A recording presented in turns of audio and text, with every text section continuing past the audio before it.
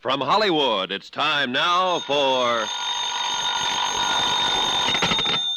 Johnny Dollar. I guess we were cut off, Mr. Dollar. Yeah, apparently. Now, who did you say His you... name's Bartlett, J.D. Bartlett. You mean you work for Mr. Bartlett? I mean, I am Mr. Bartlett. I mean, Miss Bartlett. Oh, now you've got me all confused. You're confused. Look, Mr. Dollar, the only J.D. Bartlett in town is me. I'm him. Her, I mean. Now, you see what you've done. I'll never forgive myself. Well, anyway, I'm the tri-state guarantee agent here in Kranesburg, and it seems the least you could have done was to look me up. Well, give me time. I just got in town. You had time to rush out there to that South Side bar and start lushing it up. I came out here to this joint to talk to a jewel thief. You what? Jewel thief? It's the guy who phoned Hartford and offered to make a deal on the Crane necklace. He claims he's the one who stole it, that for a slight consideration I can get it back. And what do you think? I think I've walked in on the nuttiest case in the month of Sundays. Hey, look, he's waiting for me at the bar. Suppose I drop by later and... Are you sure J.D. Bartlett is a woman? You're the first man who ever doubted it. I'll see you later, Mr. Dollar.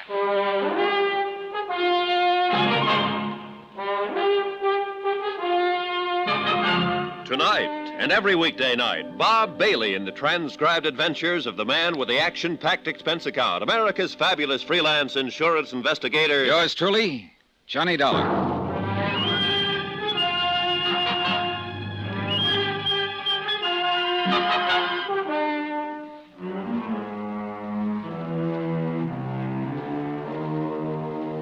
From Special Investigator Johnny Dollar to the Home Office Tri-State Guarantee Company, Hartford, Connecticut.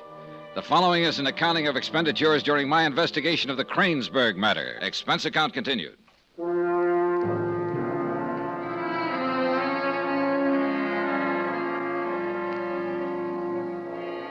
When I told her the case was nutty, I meant it.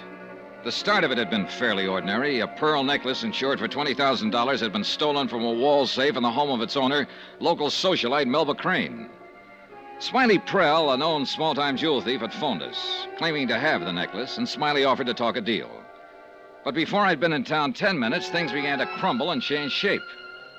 Melba's feather-headed Uncle Phineas had called at my hotel to warn me that his niece was headstrong and impulsive. Or at least he said that was why he'd called. When I'd tagged a rumor that the aristocratic Cranes were flat broke until recently. And now, at the Green Lion Inn, Smiley Prell, a burglar by admission, was turning skittish and climbing up. Look, Dollar, I got no time to talk now. Oh, relax, will you, Smiley? A man in your profession can't afford to develop a case of nerves. Oh, very funny, but I gotta blow this joint. Now, I told you before you went to get that phone call, I got things to do. Yeah, I know what you told me. All right, then. Now, you meet me later at that place and time I told you about Sit down. You try pushing me, you're never gonna get them beads back. You ever think of that? I don't know I am anyway. I told Sure, you... and an hour before on the phone, you told me to meet you here and we talk a deal. All right, and so we will. We'll talk later. Hey, what's the matter with you? Dollar, how many times I gotta tell you? Something's come up, and I gotta get it straightened out. Like what, for instance? Like what? Never mind. It's none of your business. It's like personal. So, later, huh? You said you were being handed a double cross. Now, what kind of a double That's cross? exactly what I'm trying to figure out. Who did it? Who crossed you? Never mind who crossed me. It's none of your business.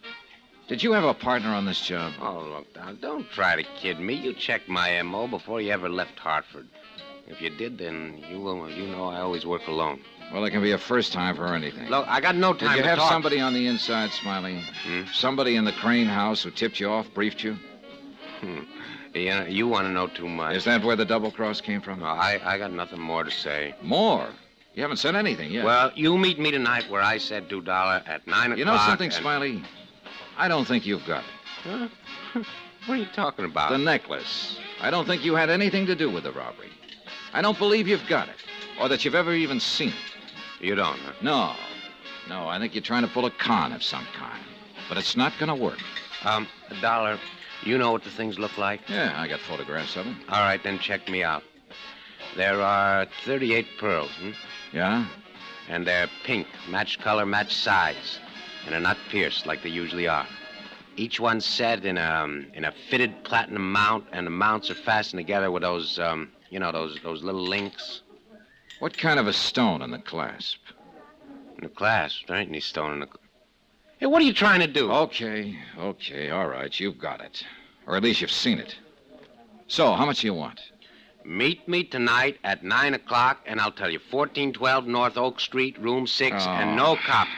Not if you want them beads back. You understand? Not any more than I did when I walked in here. Well, you will, so just keep your shirt on. Smiley, if you can talk tonight, you can talk now. There's no reason Oh, to stall knock around. it, pal. Now, look, I got things to do and not much time to do them in, so go find yourself a cool pad somewhere and simmer down, huh? So long, Doc.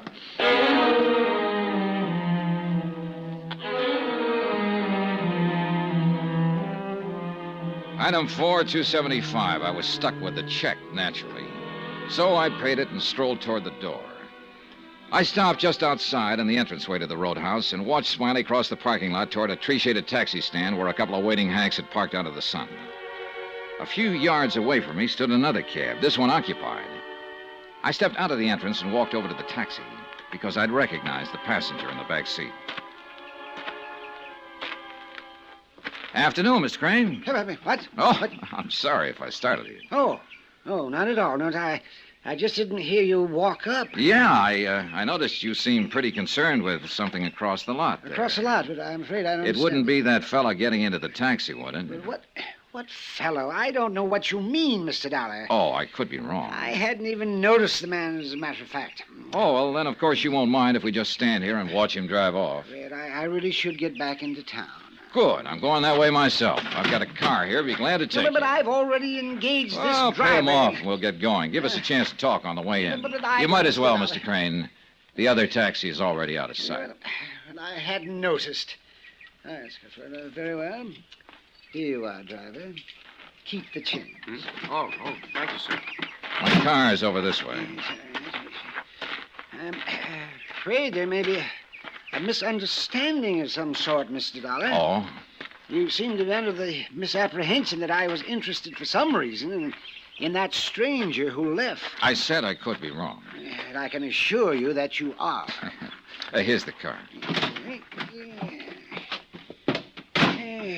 Now, to the best of my knowledge, I have never seen the man before in my life. Well, there'll be days like that sometimes. What's that? A colloquialism of the common man, Mr. Crane.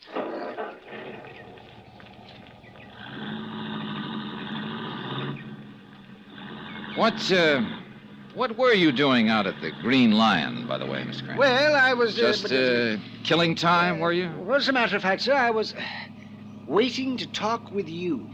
Well, you don't say. Yes, I was afraid I may have left a wrong impression when I talked with you at your hotel earlier today. In what way, Mr. Crane? But I mean about my niece, Melba.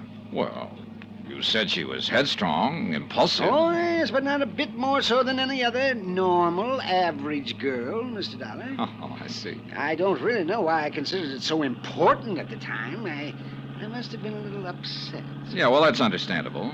You don't have a jewel robbery in the family every day. Maybe in the family. I mean, stolen from the family. Well, that's right. Apparently, we're both giving wrong impressions. Well, yes, I dare say. Well, yeah. At any rate, I'm glad that everything is cleared up now. I wish it were. Yeah. What's that? Nothing has been cleared up yet as far as I can see. The necklace is still missing. Well, of course, that isn't what I meant. It's what I mean. It's the only reason I'm here in Kranesburg, to recover that necklace one way or another. Well, then what do you mean by one way or another? Either by tagging the thief and getting it back through police action, or if necessary, by making a deal. I just talked to the man who claims to be in possession of the pearls, as you know, of course, but he wasn't. I beg your pardon, sir, but I do not know, of course. Well, then let's say, may have guessed. You were in my hotel room when he phoned. You heard me arrange to meet him here. I didn't really pay much attention to that phone call. All right. Anyway, when I flew in here from Hartford, I expected this to be a cut-and-dried matter of routine. I'd meet Prell, make a quick deal to get the pearls back, and catch the next plane out. Only it's apparently not going to be that way. It isn't. Well, what do you mean by that? I mean, I've stumbled onto a whole nest full of question marks, and nothing seems to add up quite right. Prell, for one thing. I think he's got himself into a spot of some kind. His attitude doesn't make sense. And what else, Mr. Dollar? Little things. Rumors I've picked up around town. Hints. And, of course, the biggest question mark seems to be right close to home. Which one is that? You, Mr. Crane.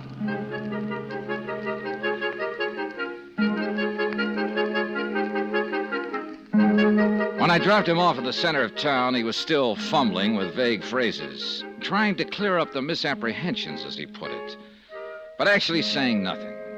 He was sure, however, that I would understand. He was wrong. I didn't. Even my mistake about J.D. Bartlett, Tri-State's local agent, seemed to fit in with the rest of the mixed-up case. I'd assumed from the name that Bartlett was a man.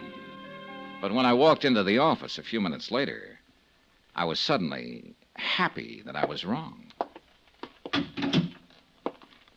Your dollar, I presume? That's right, Miss Bartlett. Just make it J.D. I've spent a lot of time and effort getting those initials pounded into the skulls of the local inhabitants. Why? It's good for business. Makes me one of the boys, you might say. I kind of doubt it somehow. As you mentioned on the phone, you're, unmistakable. For that, I'm going to drop the dollar and call you Johnny. Pull up a chair. Yeah. Thanks, J.D. You get anywhere with that character who snatched the Queen's rocks? Nope. How come? Oh, he stalled. Postponed the whole deal until 9 o'clock tonight. Why? He was nervous, I guess. What? Well, that's about the only reason I can figure. And between him and old Phineas Crane, I'm getting a little nervous myself. How did Phineas get into the act? Good question. Wish I had a good answer. Hey, what about these Cranes, J.D.? What makes them tick? Beats me. Well, you sold them the insurance policy. You must know something about them. I didn't sell the policy. I just permitted it to be bought from me. How so? Melba Crane came snooting into the office one day, dropped the pearls under my plebeian nose, and wanted them insured. Uh-oh. Why do you dislike her? She's a good-looking dame, and I'm pretty well favored myself. That answer your question? Roughly, yes. So what happened? So I got Jim Markley, local jeweler, in here to appraise him, issued the policy, and that was that. I understand that the necklace was an engagement gift from some newcomer in town. Yeah, Dean Sellers. She had him hooked before he even got his bags unpacked. That skirt has the ethics of a boa constrictor, and about as much personality as a face painted on an egg. Somehow I don't feel I'm getting an unbiased opinion. You won't at this address. Why can't she climb down off her pedestal and play ball with the rest of us? The Crane name, the Crane tradition, the Crane social position. The only thing they're not so high and mighty about is the Crane bank account, because there isn't one. Yeah, except lately. As I understand it, old Phineas has been flashing money around pretty freely the last few months. Yeah, so I've heard. Don't ask me to explain it. I can't even explain Phineas. What do you mean? He's a rare one, that old boy. Old school tie, mouthful of mush, that sort of thing. But you know, if it was a matter of protecting the family name, I actually think he'd commit murder.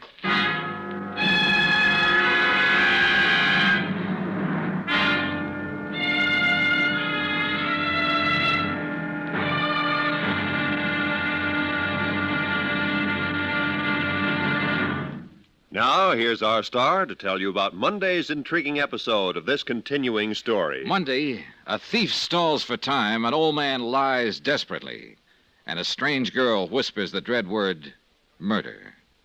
Join us, won't you? Yours truly, Johnny Dollar.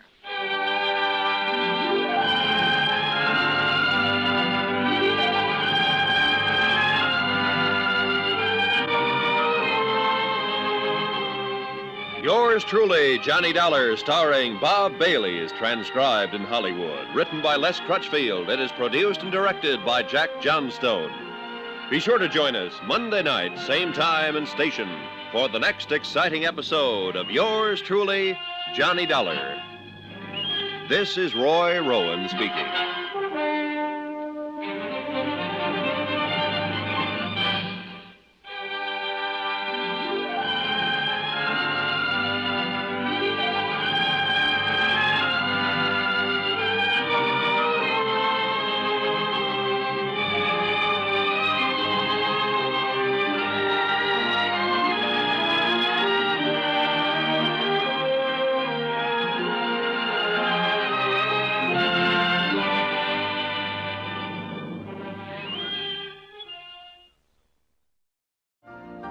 You've been listening to the OTR Gold Network.